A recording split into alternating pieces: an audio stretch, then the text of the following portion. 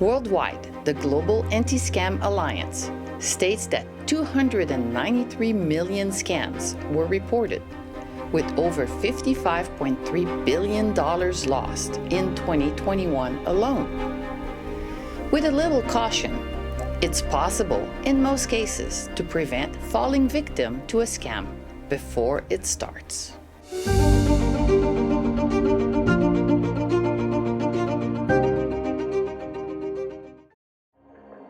So the number one solution to prevent scammers from being successful is to provide everyone with education about scams. Let's start by looking at common signs that what you received is a scam. Attackers create a sense of urgency or fear to prompt quick action from the victim. They might claim that an account has been compromised, a payment is overdue, or legal action will be taken if immediate action isn't taken. Most messages that ask you for money now or something happens are likely scams. Phishing emails often use generic greetings like "Dear customer" or "Dear user," or "Dearest" instead of addressing you by your name. This should be a red flag for you, since legitimate organizations usually know who you are and personalize their messages to you. Many phishing attempts still contain spelling or grammar errors. For example, they will misspell a word or have poor grammar or even punctuation that does not make sense.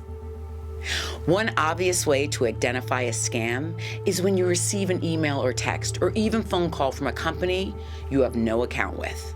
And no, the Internal Revenue Service will not call you about any issues. They will send you a letter. The links that are used for tricking you into revealing information or installing software are a good indicator of a scam.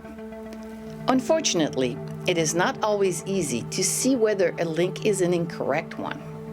Hackers will include valid-looking link information, such as ups.com, but you have to look at the whole link, everything to just before the first slash. On a computer, you can see where the link is going without clicking. Just point the mouse over the link, but do not actually click, and you will see on the bar at the bottom of the browser where the link will take you. Inspect it to make sure it is going where it should. Again, by looking at the destination just before the first slash. Unfortunately, it is particularly difficult to see this on a phone, where you cannot use a mouse to point on the link. Here are some options. If the link is a shortened link, type it on a phone browser in the checkshorturl.com site. Another option is to look for foreign-looking letters. For example, when the letter M is spelled using RN, or when an I has a strange accent on it. If you have access to a computer, use the computer to check that email. An example of such a scam happened to my mother very recently. She received 2 emails a few hours apart from her internet service provider, stating that her service was not set properly as a business service, and that she needed to transition to a personal service before a date that was only a few days later, or she would lose all of her emails. She needed to act quickly. She was really worried, but she did the right thing and was very doubtful, so she called me. We opened her email on the service provider's webmail service. It looked real for sure. I checked the link, and it was going to a fraudulent website. Finally, while all of the tips we gave you point to what you can do to prevent falling victim to a scam, it really is always important to continue using strong security, such as the use of 2 factors to log into your accounts.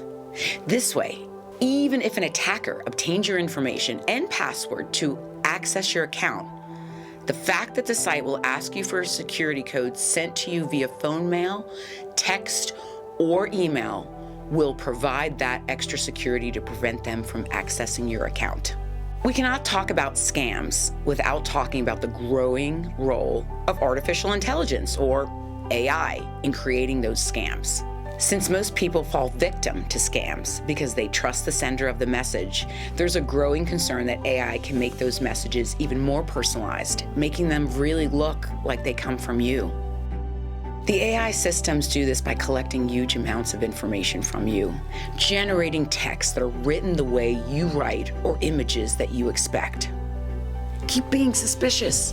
Think of whether you really expect such a message. Be an informed online user. Scams are not going to stop, but we at Voices of Privacy will continue to be on the lookout for you to give you information that might help you protect yourself.